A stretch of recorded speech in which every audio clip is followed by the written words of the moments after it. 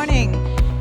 We are going to talk today about how to use travel to secure customer loyalty. And this is really a growing issue of importance. One, because more travelers are relying on these programs today than ever before to offset the rising costs of travel. I know I am. I just booked my first vacation using points for both hotels and airlines. First time I've ever done that. So as more travelers are turning to these programs, companies are getting wind of this. We're having newcomers come into this space. So how is that? How are the people that have long been in this area, credit card companies and hospitality companies, dealing with this? And what are the newcomers bringing to the table? How are they shaking things up? So to talk with us today, we have somebody that's been in the industry for 30 years. Sometimes we get a global executive to sort of give that macro level of view. Sometimes we get a regional executive that can really core into the details of what's happening here on the ground. Today, we're lucky enough to have both. He is the Global Chief Commercial Officer and President of Asia Pacific at Collinson International, which handles airport experiences and loyalty programs, including the very popular Priority Pass lounges that I'm sure many of us have found ourselves sitting in before our flights. So with that, I'd like to welcome Todd Handcock to the stage. Thanks, Monica. Okay, so Todd, before we start getting into the details about loyalty, we come to an event like this, we hear the din in the background. Most of us flew into Changi, very busy. But is travel fully recovered? Are we there yet? A lot of people think that travel has fully recovered. We see some statistics out there that say it has, but actually the world is only at 96% of pre-COVID volumes right now, and Asia Pacific's only at 82%. So we're still on a journey looking forward. Asia is still pulled down a little bit by North Asia, the economy in China, the strength of the yen. So we're seeing a lot of people going to Japan, but we're not seeing the Japanese travelers leaving Japan. We're seeing the war, the Russia-Ukraine war, the Middle East situation. But we also see the industry has not fully got pilots recertified. We still have aircraft that haven't come off out of the deserts, ground control people in airports, even just retail staff, security staff, et cetera, in airports that haven't fully come online. So the industry has not fully recovered, but we can see some really nice trends looking forward. In our business, we're seeing at a global basis, we're 137% above pre-COVID. So it's definitely come back on a global basis. And in Asia, that's about 119%. So it does it feels like things are getting really back to normal. But it's not exactly business as usual in the travel industry. We have seen some shifts post-COVID, but even in the last year, I think we've seen some things change. I'm wondering what you've seen in the last 12 months in terms of travel shifting. Yeah, I think one of the really interesting things that we're seeing is that intra-region or short-haul travel is really key right now. So we're seeing less people that are doing international long-haul travel, much more around short-haul travel. And as we look at that, in this region specifically, you're seeing a lot of markets. Thailand's a really good example. Vietnam's an example of opening up visa restrictions. So Thailand this year is expecting 2 million visitors from India. That's the highest it's ever been. That's the domestic or the short-haul travel, whereas that Indian international traveler traditionally, when they left India, was going long-haul. We recently interviewed somebody on CNBC Squawk Box, and the guest said India is not a travel story, it's the travel story. But there are other travel stories out there. We know China, obviously one that is much discussed. But also, if we focus in on the region that we are here in today, Southeast Asia, I look at some of the projections for travel, and I sometimes think to myself, this report has to be wrong. There's like an extra zero added in here. But that is not the case. The travel projections for the growth in this region will lead the world. I'm wondering if you can tell us about some of the research that Collinson has done about Southeast Asia and the projections going forward into the next decade and even beyond. Yeah, it's really interesting, and I don't think that the world realizes what's happening in Southeast Asia right now. You're right, people are talking a lot about India. They talk about when China returns and how big those two will be and the infrastructure builds that are happening in those locations. But when you look across Southeast Asia, by 2042, Indonesia is expected to be the fourth largest travel market in the world. When you take a look at some of the research that we've been doing lately across our travel research, you're seeing a significant amount of spend with the Southeast Asia traveler. If you take a look at, say, Malaysia, Singapore is about $10,000 per card holder. When we look at credit card holder spend, per credit card holder spend, that's twice what China is. That's twice what Japan is. But then you also look at Thailand and you look at Malaysia, they're also larger than what we see in Japan and China. So it's really growing quickly. If you take a look at the infrastructure, Vietnam, Thailand, the Philippines, Indonesia, all of them have multi-billion-dollar projects associated with airline build. When you take a look at Boeing's expectations over the next 20 years, they're expecting a 4x increase in equipment, aircraft. They're going to be hitting the skies in Southeast Asia. This region is going to be the travel power engine for the next 20 years. And if you look at also some of what ACI has put out in terms of where the growth will happen for air travel, it's 5 of the next 10 destinations are in Southeast Asia. And if we look beyond that, 9 of the 10, the fastest growing markets, are in Asia. But if we focus just on Southeast Asia, it's really those island destinations, right? Places like, India, yes, but also Indonesia and the Philippines, where you don't have the option to build a high-speed train or highways, right? So air travel will become hugely important. And if we tie this back to loyalty, if somebody is trying to target a certain market in Asia Pacific right now, what would you say would be the best way to get involved, to capture their attention? What we're seeing, and it's the first time, we track this every year. We have a research report that happens every year, and we take a look at credit card benefits, because a large part of our client base is the credit card companies and issuing banks. For the first time ever, travel experiences is the number one benefit. It now is ahead of things like cashback and points. It's the first time ever. So we've seen that transition very quickly in the last couple of years, where people are looking, and I think a lot of Scott's statistics just validated that. People are looking for experiences when they travel. They're looking for experiences when they engage with brands, when they engage with their financial services institutions, when they engage with travel companies. There's so many places where we as consumers, or humanity really now, is looking more and more towards experiences rather than things, and travel is the number one experience that people are looking for. So when I read that research, it didn't occur to me how monumental that was. So this is people saying, no, I don't want cash in hand, which I can then use on anything that I want. I want it for these experiences. And so we're seeing that these companies really market these once-in-a-lifetime experiences. So, at CNBC, we recently interviewed people that would take 2 million points. Now, how they got 2 million points is another question. But they would take 2 million points and use it on an F1 weekend for the Singapore Grand Prix. And I actually asked one of these people, how many hotel nights you could get for that? He said, that's nice, and I've had that, but it's these once-in-a-lifetime experiences. And we're seeing this happening across hospitality companies and beyond as well. Yeah, absolutely. And you've just touched upon something that's we're seeing very interesting. And we've just put out a recent impact of sport and music on the tourism industry, and it's really interesting to see. You touched upon F1.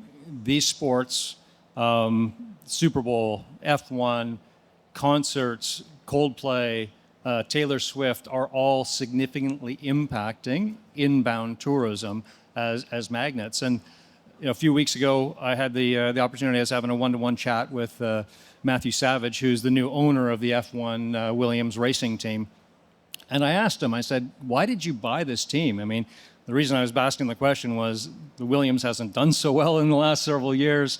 The Williams family hadn't put enough money into being able to compete with the hundreds of millions of dollars of McLaren. And he said, Todd, if you look at it, if you take a look at what's happened in Vegas in the last year, they had the Super Bowl. The Super Bowl had a net economic impact on Vegas of $1 billion. We had our first F1 race in Las Vegas. That was a $1.5 billion net economic impact. And we have 24 of these races, and we take those races around the world. So we have 24 Super Bowls, making more money than the Super Bowl from a tourism impact, and we take it all around the world.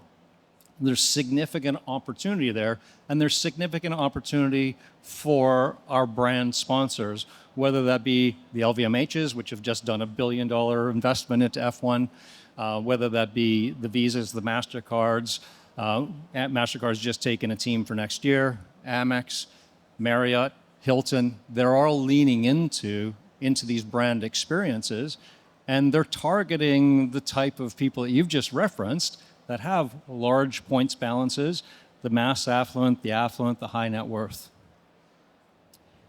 So, we talk about APAC being the future of travel, but right now what's happening, the driver, is event tourism. We just heard it in the talk before this. Yeah. For all the talk about Taylor Swift, the numbers show sports, as you've mentioned, F1. That has so much more potential for money, and I assume just because there's just so many more sporting events out there than, say, major headlining concerts. Yeah. Correct?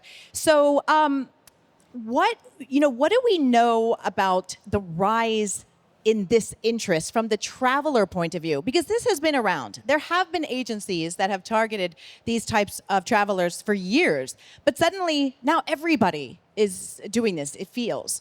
And what do we know about how much they spend? Yeah, so right now we're seeing significant amounts of spend, and it's really shifted since the pandemic, where people are looking for experience versus things. We are seeing millennials now spending $5,000 per year on, and this is from our research, on travel. Even Gen Z is spending $2,300 a year on travel. A lot of the travel that they're looking at is actually travel associated with experiences. Things that are associated with sports, et cetera, is where people are spending the most. In fact, 27% of a cardholder's spend now, in terms of our research, is now dedicated towards travel. That's only second to household spend on a credit card. And they're looking for those experiential rewards, as I said earlier. No, it's amazing, and it is particularly about Gen Z. So I don't know about you, but when you were the age that the Gen Zs are now, I was not spending $2,500 on travel. I think we were saving for houses or engagement rings or things people don't save up for anymore at the same rate.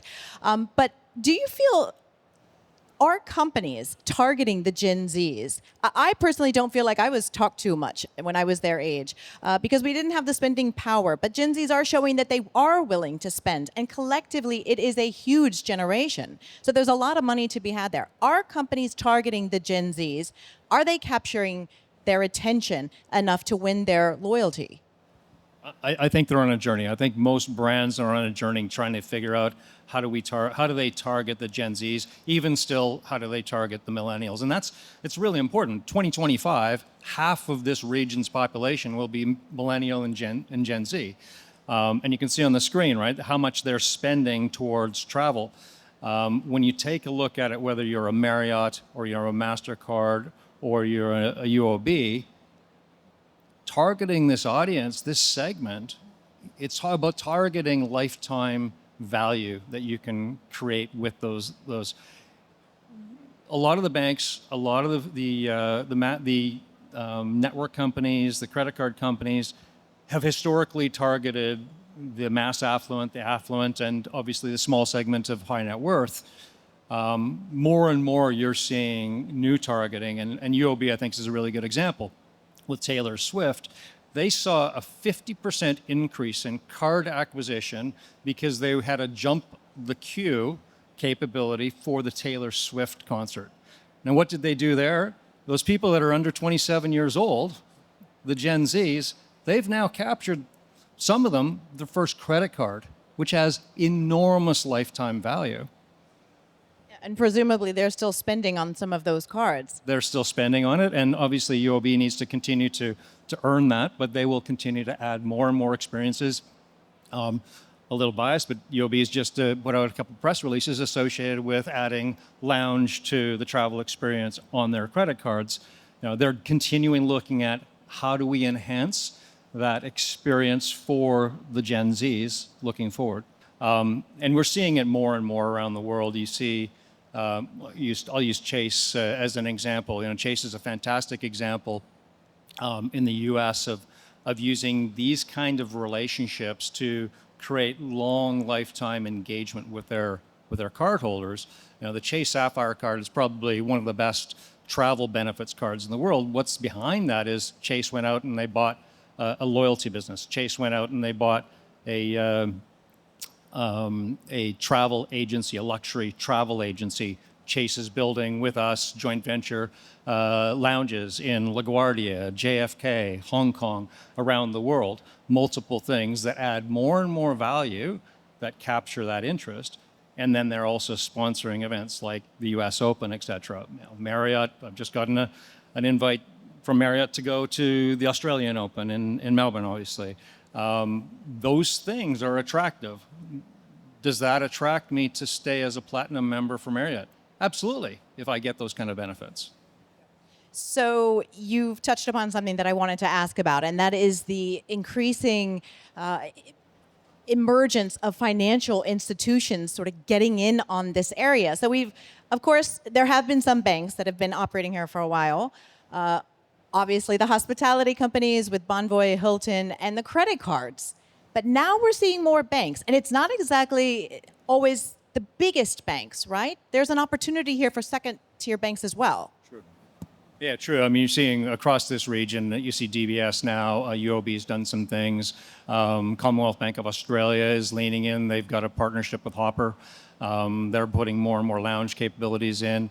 More and more you're seeing financial institutions, banks recognizing that the card holders or the people that they want to have lifetime relationships with, experiences is what they want. They want to travel, and they're looking for how do we have anchor points into a wider part of that experience. And if we can capture them when they're Gen Z and when they're just in university, and we can capture them when in those first lifetime experiences, as we were just talking about, what Scott was just talking about, with new family members, et cetera, and you can offer them benefits, if you can offer them things that are experiences that relate to them, they're open, the consumers are open to the conversation. But one thing that's really important I always talk about is, that is based on a fair value exchange of data, right? I am willing to share with my bank more data, more information myself, the more value they're providing back to me.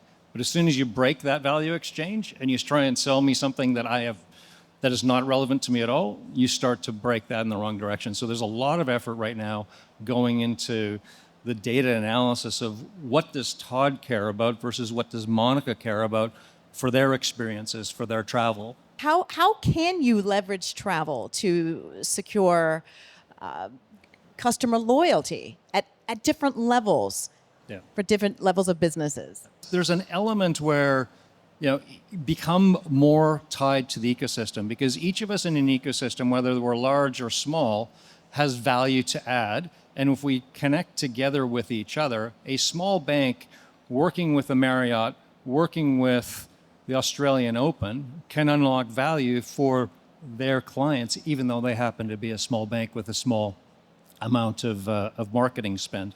How do you turn that into benefits or experiences that are special for those cardholders, that are valuable to them? How do you have a look into the data to understand that actually I understand what you want, what is relevant to you, what do you care about at that life stage or from your socioeconomic perspective? Todd, that's all the time we have. Thank you so much for these insights. Thank you, Monica. Always a pleasure.